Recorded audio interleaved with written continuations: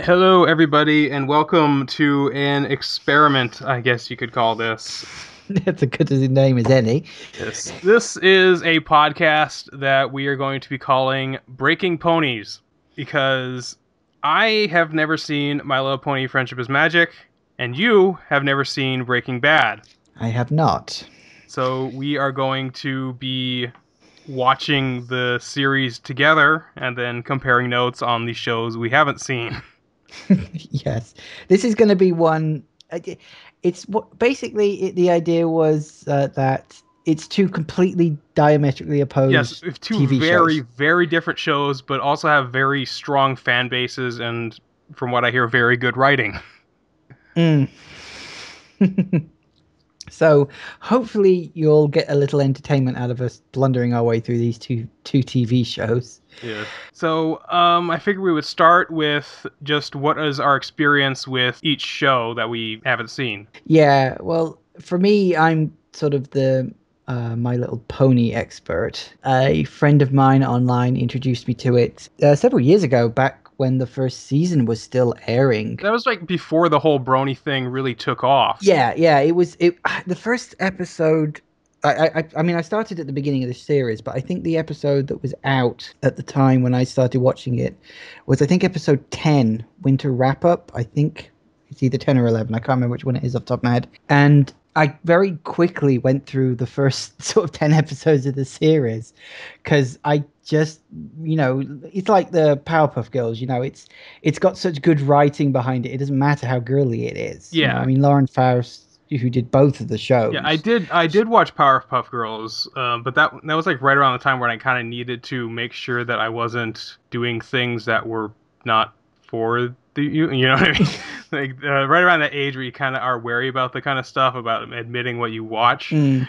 But yeah, I did like Powerpuff Girls, and they did a really nice writing in that one. Yeah, so sort of friends said, "Oh, you should really watch this show." I know it seems all girly, but trust me, the writing is good, the characters are good.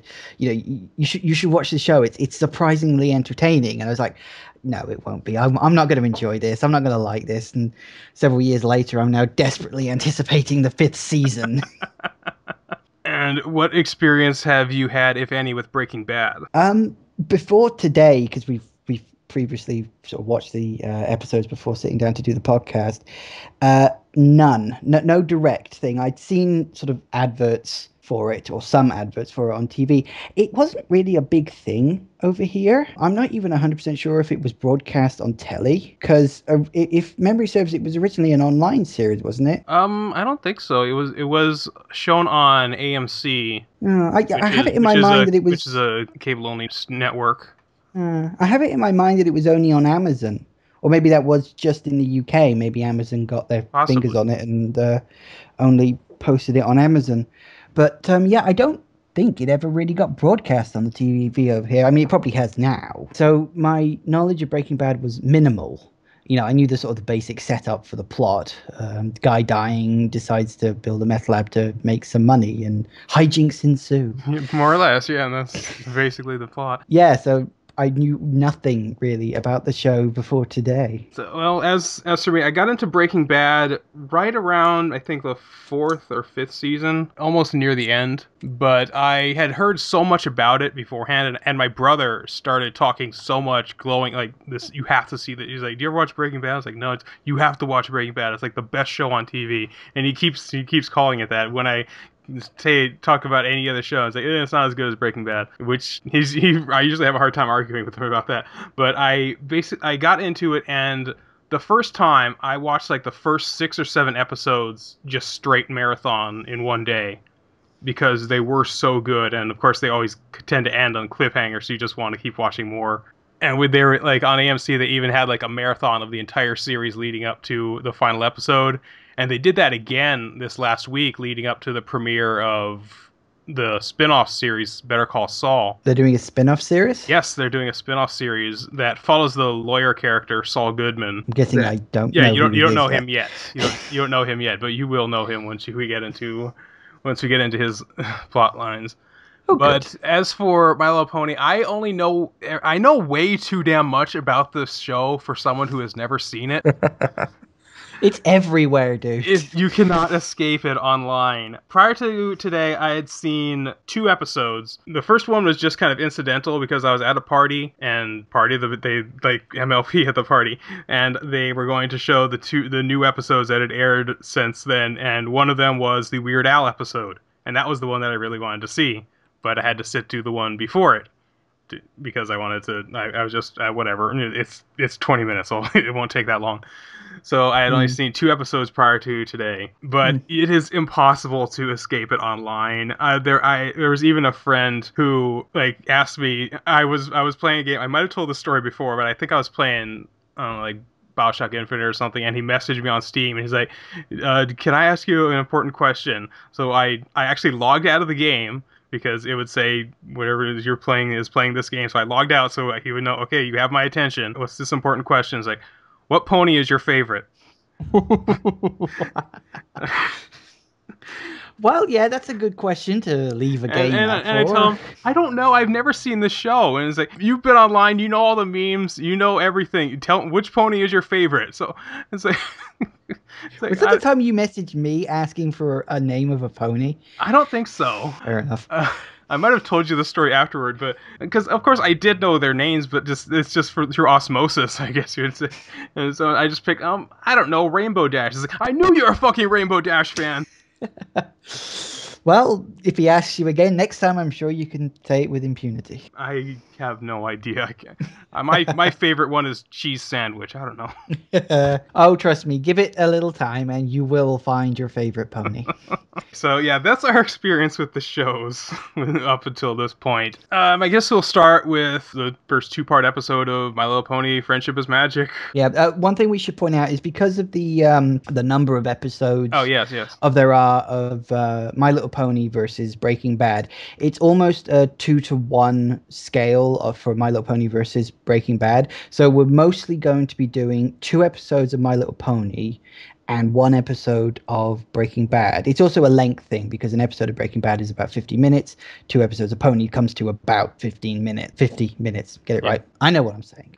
So for the record, that's what we're sort of the plan. So it'll be 2 of those, 1 of those, just to sort of keep things even. And so we're not like getting overloaded with one or the other. But it is very much thematic whiplash when you switch between the 2 shows. Yeah, my neck hurts from today's thing. my neck hurts because I was holding my phone the whole time. Yeah, well, I told you not to use your phone. I didn't want to turn on my computer. Whatever, we're getting off track. So, okay, in the episode, we're immediately introduced to Twilight Sparkle, who is a bit of a bookworm.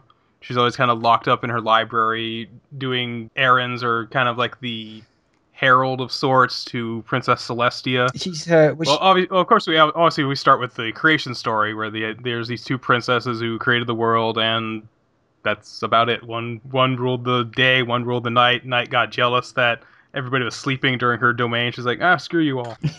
Actually, they didn't create the world. They simply sort of create it. Like, I don't actually know if it goes into the details about it. I don't think they created the world. I think they simply sort of ended up ruling over the sun and the moon.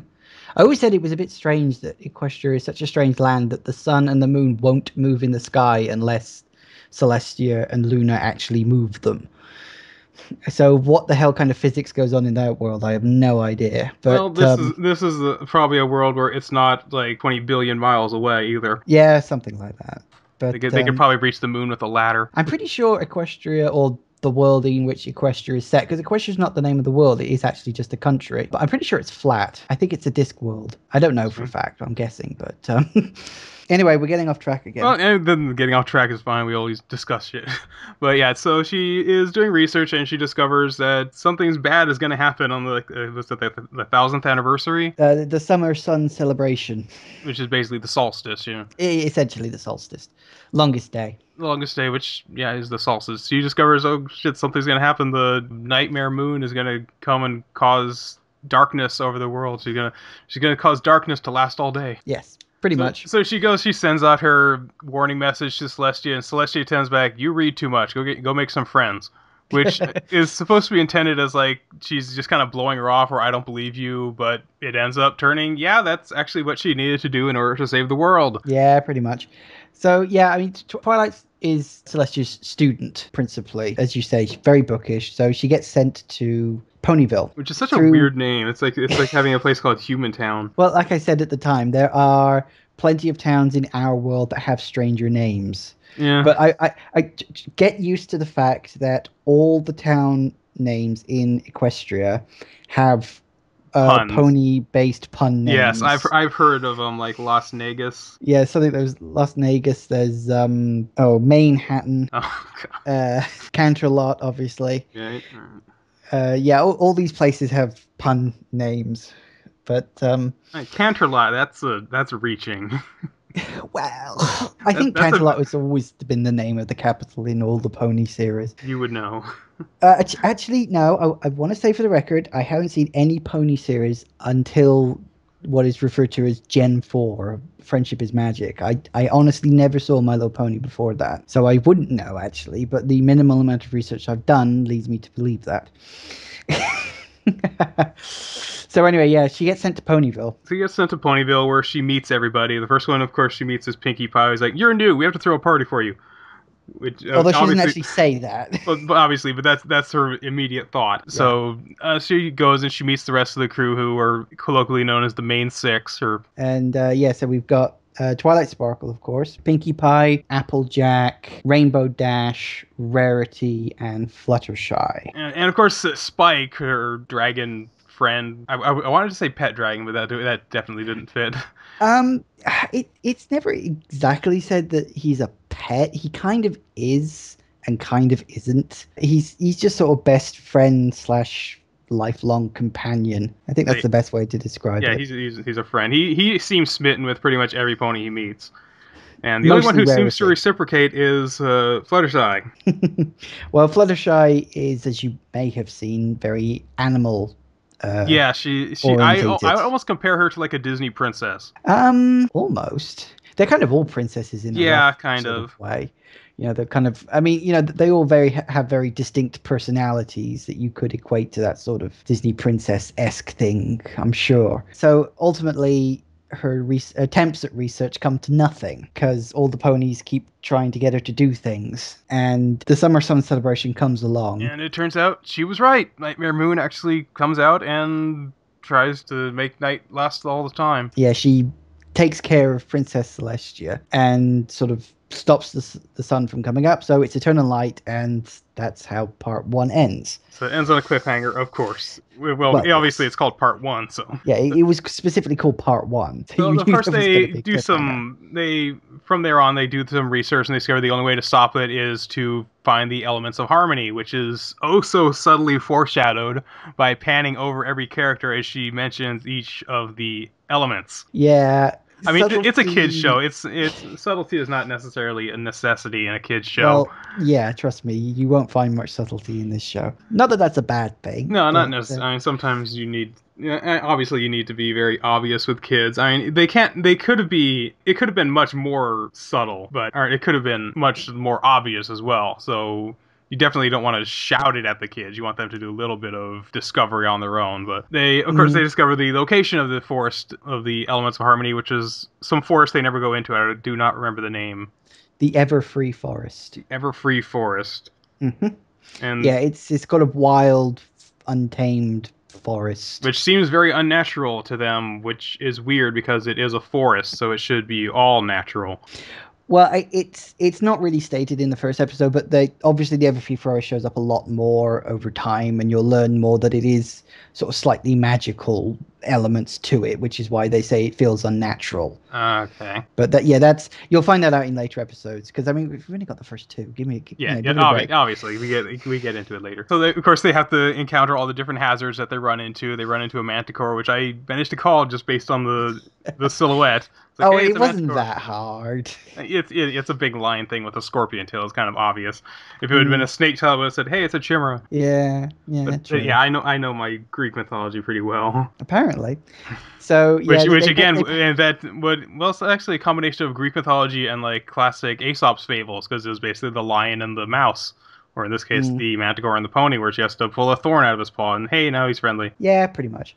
So yeah, I mean, they all get kind of tested on their each little thing, and it explains each of their qualities, the elements. So it's a very easy to follow episode. You kind of knew exactly where it was going, and then as soon as you saw what they were doing, it's like, hey, they're each going to get tested, and they're going to display this quality of their personality. it's very specifically staged. Each section leads into the next one. They all have their trials, and then it all comes together with their sort of powers combining and. By their powers combined, they are Captain Friendship. Captain Pony. That should be a thing. Captain Pony. Captain Pony. I'm sure he is. I'm sure Captain. Oh, probably. I'm sure Captain Planet has a pony form. I'm sure all the Avengers have a pony forms. Oh, I know for a fact I've seen characters from Star Trek with pony forms, so definitely.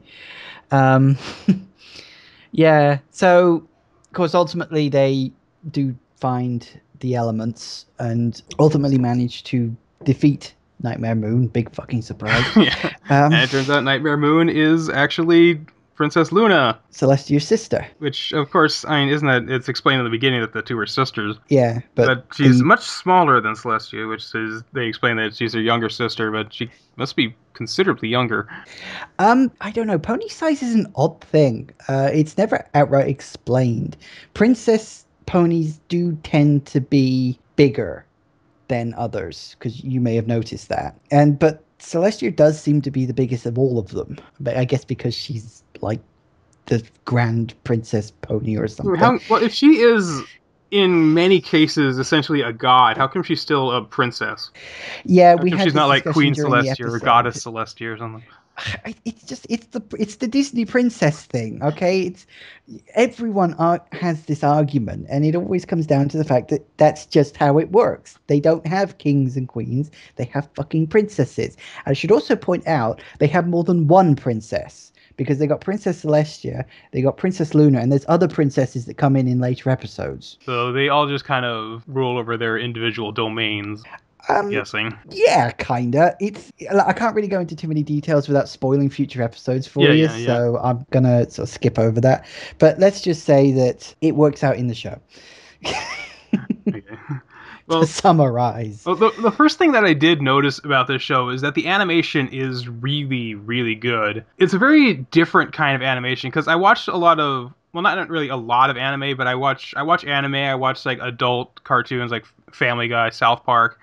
And a lot of times they seem more focused. I mean, Family Guy and South Park, you kind of expect the animation to be kind of low quality, because South Park, they pushed out so fast. Family Guy just sucks anyway.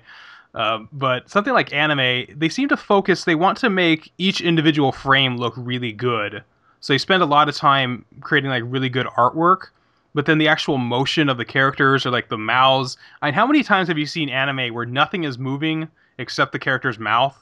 And it's only like moving either like 2 frames in between 2 frames, and that's supposed to be animation. But no, this show, they have a lot of really, really smooth animation, which I was really impressed by. You don't see that in too many cartoons. I mean, even stuff like Dexter's Lab or Powerpuff Girls, that was also very anime inspired. Where you kind of see the guy like floating and like the legs and arms flailing in like 2-frame animations when they're spazzing out. But in this show, you actually see them do stuff, which is a refreshing change from a lot of the other cartoons I've seen. Yeah, I think that was one of the reasons why people fell in love with the show. I mean, it's got good writing behind it, good voice cast, good characters, but the animation is very, very good. Firstly, it's very bright and colorful, which helps. In our OCG generation, well, I wouldn't really say that bright and colorful. You mean ADD, not OCD? Yes, I did mean ADD. That was my mistake. Well, I think the fact that the animation is so good is why the animated GIFs online are so popular. That's true. The artwork is very simple and stylized, so it's not necessarily impressive to see. It's colorful, but it's not really anything spectacular in terms of actual art. But the animation is what really sells it. It's kind of the difference between animation and illustration. If you're doing an illustration, you can just make it look as good as you want. But if you have to animate it, you got to cut corners there. So since they are animating the show, they wanted to make the animation as good and smooth as possible. I know it's done in like a computer. I think it's done like Illustrator or something, which is the same thing they use for South Park. Actually, I think it's done in Flash. Flash? Yeah, I think it was actually done in Flash. Or at least originally. I don't know if they probably moved on to other things then, but I think originally the first Illustrator, season. Flash, same kind of thing. Is it? That's not really my area. Yeah, well, they're very similar programs. Well, Adobe owns them both now, so it's not really Fair that enough. different. But yeah, I know South Park is done in Illustrator. Did you want to sum up? So, sum up, the writing is decent.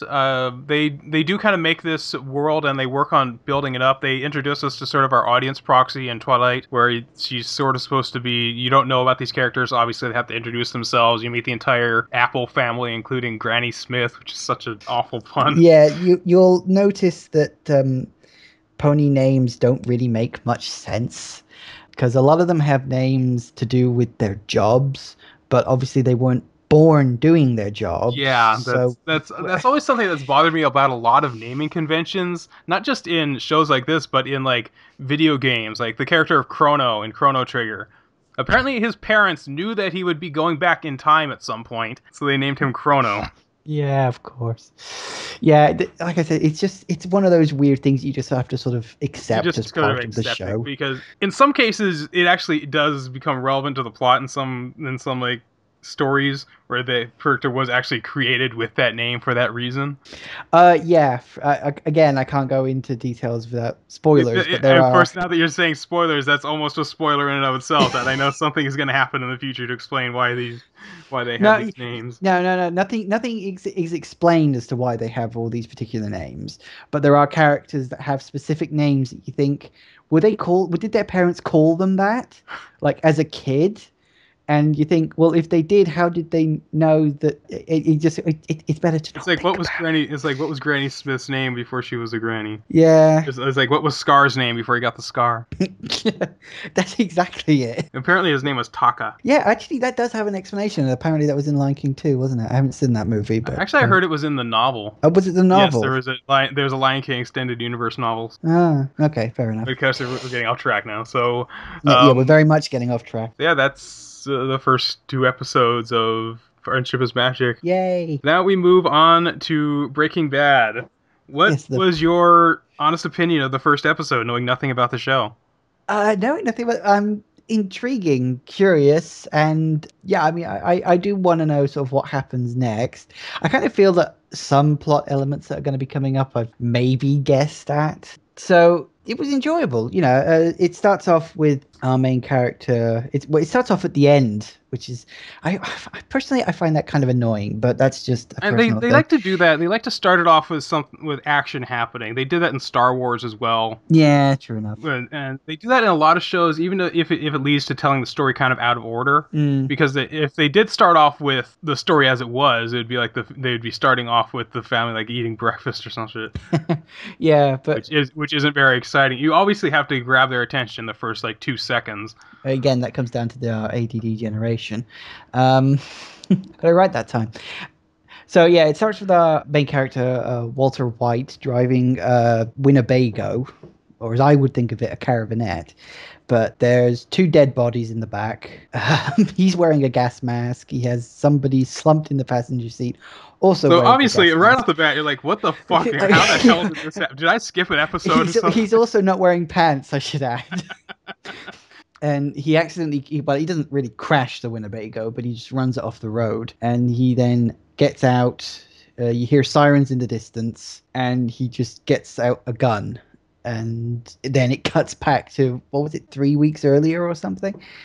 Was it 3 weeks? Yeah, it was 3 weeks earlier. Was it 3 weeks earlier? Okay, so obviously a lot of shit has gone on in these last 3 weeks. And anyway, we're introduced to sort of slightly earlier Walter White, who's a chemistry high school teacher, who also seems to have a very, very poor part-time job working as a fucking car washer. That's Well, he's supposed to be just like a cashier, but occasionally he puts him out doing actual washing work. Yeah. Which is it sucks. Yeah, Yeah, he has to work two you kind jobs. of get the feeling that, despite the fact he has two jobs, the family has money problems because apparently their boiler isn't working properly. And the son, Walter Jr., and the second I realized that the son's name was called Walter as well, I knew that Walter White himself was an asshole. You don't name your son the same name as you. That is a dick move. No one does that. Nobody wants to spend their whole life being called fucking Junior, okay? Trust me on that. Anyway, Junior is disabled. I don't think it was actually mentioned specifically why he's disabled. He has crutches and obviously has some kind of problem walking and some sort of either speech problem or slight mental problem. I don't think that was explained in the episode, was it? I don't know if it is, but it's cerebral palsy. Right. Well, I have no idea what that is. But anyway, he's disabled, and I would imagine that the son's care probably contributes to the fact that the family doesn't have too much money. You've then got his wife, who I believe was called Skylar. Yes, Skylar. She is apparently pregnant, which they mention and then completely gloss over. They just say, "Oh, you're not showing." No, I'm not. Okay, next scene. Well, yeah, they don't want to make it very. It's very. They don't want to have clunky exposition dumps. Obviously, I will say the writing did feel very natural in all their comfort. For the most part, there was that one scene where the wife was talking to her friend about writing a book. The wife's dialogue seemed natural, but I don't know. Maybe it was just the way the friend was supposed to be, but she seemed off. It's not her friend. That's her sister. Oh, was it her sister? So yeah, Walt's brother-in-law. That's his wife. Right. Okay. Fair enough. Yeah, it was. It just felt a bit clunky. I think it was just maybe the way she was. I think it's probably. It might have been the actress too. The actress is not that spectacular. Well, no, but yeah, and the wife again also mentioned very briefly seems to be a sort of struggling writer. She's trying to write short stories, not really getting much with it, but she seems to be something of a whiz on eBay, which we got in an oh so wonderful scene where she was on the computer on eBay and also yeah. I can't even say it. That scene was so bizarre. She is. She is. She's giving Walt a hand job. Yeah, that's for his 50th birthday. Yeah, that's one hell of a 50th birthday present, I'll admit. But anyway, where the hell was I in the story? Oh yeah, Walter is ultimately diagnosed with lung cancer because apparently shit happens. Yeah, that's basically what happened. His life cannot get any worse, and it gets worse. Yeah. He's got two pretty much crappy jobs. He's got money problems, and then he gets fucking lung cancer. So yay! And he doesn't even smoke. So he doesn't even have the joy of smoking to lead towards a lung cancer. It's just boom, here, have lung cancer. Because God just hates him today. Yes, but I'm sure it will lead to fun hijinks in the future. So yeah, he gets lung cancer, and it's his brother-in-law who is, I can't remember, does he work for the FBI? A DEA, the DEA, Drug that's Enforcement it, Agency. that's it. And he comes around for sort of a 50th birthday party of sort, and he's on TV because apparently his brother-in-law is also a colossal asshole who's got a head so fucking big. And he's on TV because of a drug raid he had, and Walter sees just how much money these meth dealers were making, and you can see the gears working in his head. And so he accepts his brother-in-law's invite for a ride-along on one of these drug busts. And whilst there, he sees, I believe, a former student, and failed student, I might add, Jesse, escaping from the scene. I don't know. Again, a lot of stuff was sort of glossed over that I think is going to come back. If I'm remembering rightly, his brother-in-law said that there was an informant about this meth lab, and Jesse just happens to be next door when the bus goes down. I can't help but feel that Jesse was the informant on that one. I don't know if that's going to go anywhere. Don't ruin it for me, but I got that sense when I was watching it. So there is a lot of misdirection going on in this show where they kind of introduce certain elements and they don't quite go anywhere with them because they want to keep the viewers guessing exactly where things are going to happen. So they give us a lot of red herrings, do they? Not necessarily red herrings, but clues that may not necessarily. Because I mean, the fact that the brother-in-law is also a DEA officer kind of implies that the brother-in-law is going to be tracking his own, Walter down, which may or may not happen. Brother. So he then confronts Jesse about it, and it's surprisingly quickly, I think, the two of them team up. I think because Jesse has no other choice, because Walter pretty much blackmails him into it. Yeah, it's like, if you don't help me cook, I'll turn you in. It's like, well, fuck. I mean, I guess I would have liked a little more time for Walter to think about it, but then you have the scene at the birthday party, you have the scene, at the meth lab itself. So I guess... Well, of course, you also have the fact that he's dying, so he doesn't have much time to put thought into these things. I guess it's, a lot of it's just born out of pure desperation. He doesn't want to leave his wife and son basically penniless. Right. So the two of them that's the idea. He is becoming a criminal, but he's becoming a criminal for the right reasons, I guess. Mm. It's almost like the Sandman in Spider-Man 3. He's a criminal, yeah, but he has a sick daughter that he's trying to take care of. Yeah, I never saw that movie. No. Gotcha. Anyway, so they buy a said Winnebago from the beginning of the episode and use it as a sort of a mobile drug lab. And it's funny really because Jesse kind of has this idea of how to make meth, and then Walter comes along and just fucking first time ever makes perfect crystal meth that is completely pure and is just like, you're a fucking artist, dude. It kind of like gives you an insight into this world where people are so desperate for these kind of drugs that they don't care about how they cook it. They don't care about how they get it. Yeah, I mean, Jesse says he puts fucking spicy sauce in the meth. Yeah, he puts chili powder in this shit. I'll admit I know nothing about drugs, obvious fucking reasons. Well, oftentimes they will cut it with something else that's like inert so that they can sell more of it. Yeah, I'm not going to ask how you know that, but okay. I just it's just from like watching TV and stuff. Oh yes, I'm sure. Oh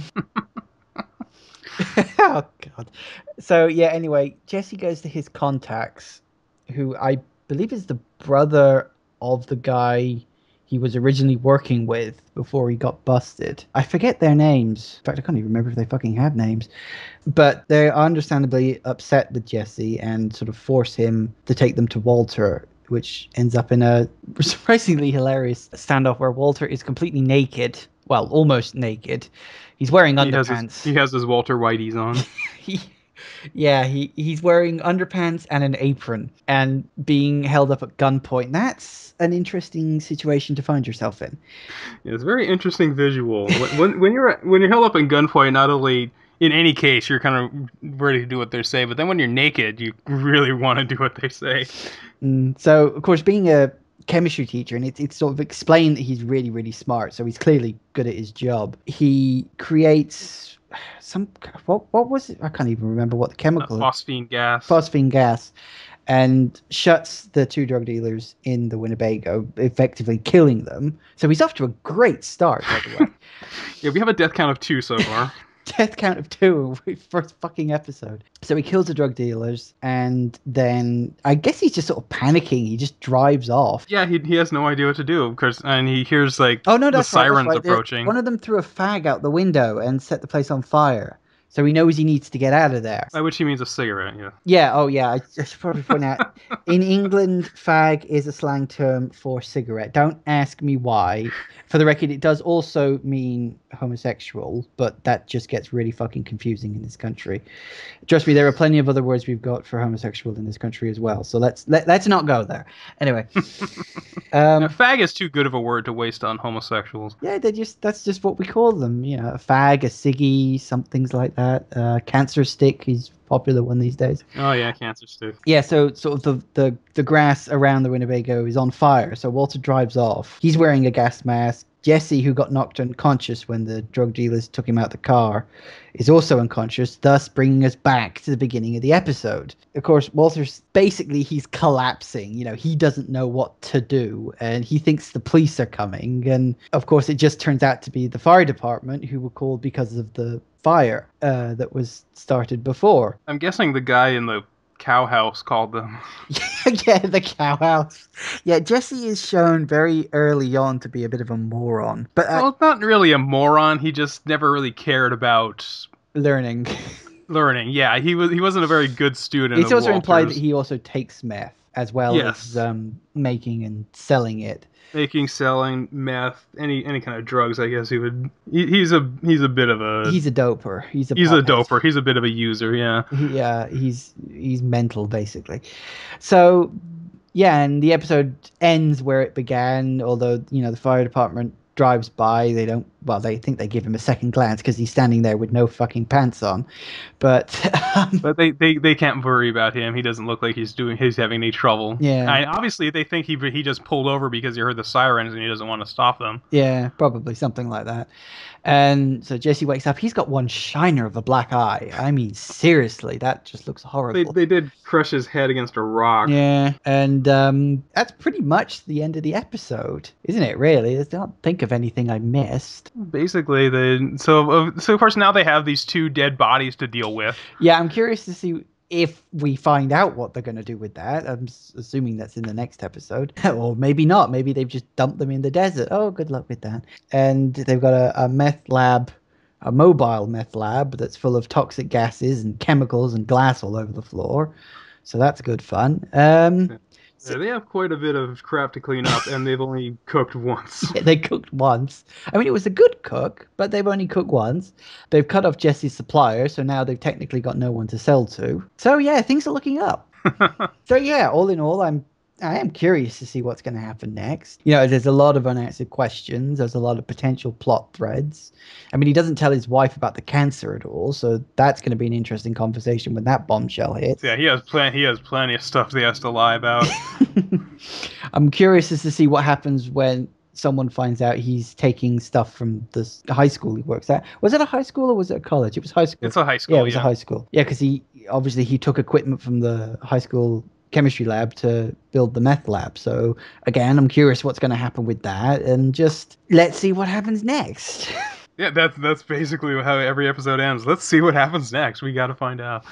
Yes, I'm sure we will. So yeah, I guess that will do it for this one. Yeah, this is a bit of a sort of a pilot episode. We're just sort of testing the waters, sort of working things out for ourselves. Obviously, please do leave comments, feedback, thoughts, anything you want to say about either the two shows we're reviewing or us. Yeah. Anything at all. Always open to feedback on that sort of stuff. Try to keep spoilers to a minimum. Yes, yeah, because obviously we're talking about them sort of 1 or 2 episodes at a time.